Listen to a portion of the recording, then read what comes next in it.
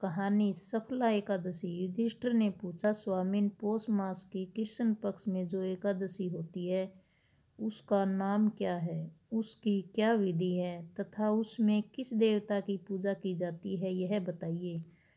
भगवान श्री कृष्ण ने कहा, राजेंद्र, बड़ी बड़ी दक्षिणा वाले यज्ञों से भी मुझे उतना संतोष नहीं होता जितना एकादशी व्रत के अनुष्ठान से होता है। पौष मास के कृष्ण पक्ष में सफला नाम की एकादशी होती है। उस दिन विधि पूर्वक भगवान नारायण की पूजा करनी चाहिए। जैसे नागों में श्रेष्ठ नाग, पक्षियों में गरुड़ तथा देवताओं में श्री हरि श्रेष्ठ है, उसी प्रकार संपूर्ण व्रतों में एकादशी तिथि श्रेष्ठ है। राजन, सफला एकादशी को नाम मंत्रों का उच्चारण करके नारियल के फल, सुपारी, बिजोरा तथा जमीरा, नींबू, अनार, सुंदर, आंवला, लौंग, बेर तथा विशेषतः आम के फलों और धूप दीप से श्री हरि का पूजन करें। सफला एकादशी को विशेष रूप से दीप दान करने का विधान है। रात को वैष्णव पुरुषों के साथ जागरण करना चाहिए। जागरण करने वालों को जिस फल की प्राप्ति होती है वह हजारों वर्ष तपस्या करने से भी नहीं मिलता। नृपश्रेष्ठ, अब सफला एकादशी की शुभकारिणी कथा सुनो। चंपावती नाम से विख्यात एक पुरी है जो कभी राजा महिष्मत की राजधानी थी। राजश्री महिष्मत के 5 पुत्र थे। उनमें जो ज्येष्ठ था वह सदा पाप कर्म में ही लगा रहता था, पर स्त्रीगामी और वेश्यासक्त था। उसने पिता के धन को पाप कर्म में ही नष्ट किया।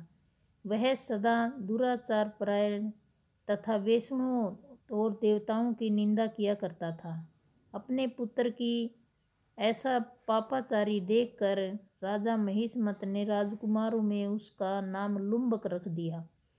फिर पिता का और भाइयों से मिलकर उसने राज्य से बाहर निकाल दिया। लुम्बक गहन वन में चला गया।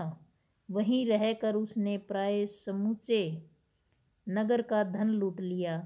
एक दिन जब वह रात को चोरी करने के लिए नगर में आया तो सिपाहियों ने उसे पकड़ लिया, किंतु जब उसने अपने को राजा महिष्मत का पुत्र बतलाया तो सिपाहियों ने उसे छोड़ दिया। फिर वह वन में लौट आया और मांस और वृक्षों के फल खाकर जीवित निर्वाह करने लगा।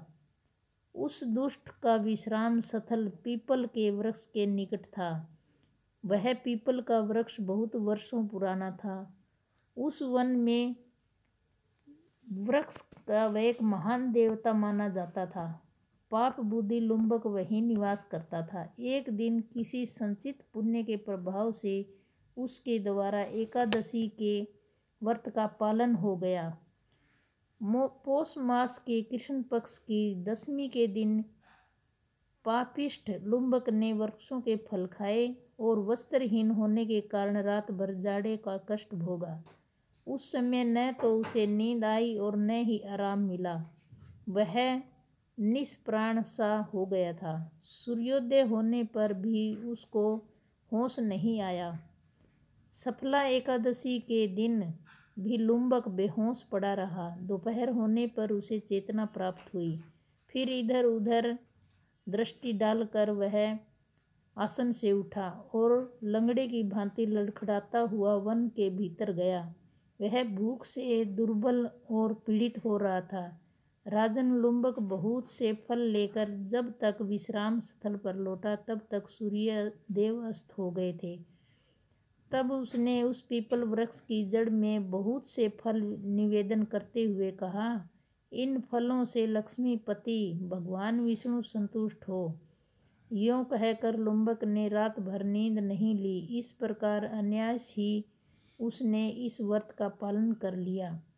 उस समय सहसा आकाशवाणी हुई, राजकुमार, तुम सफला एकादशी के प्रसाद से राज्य और पुत्र प्राप्त करोगे। बहुत अच्छा कहकर उसने वह वरदान स्वीकार किया।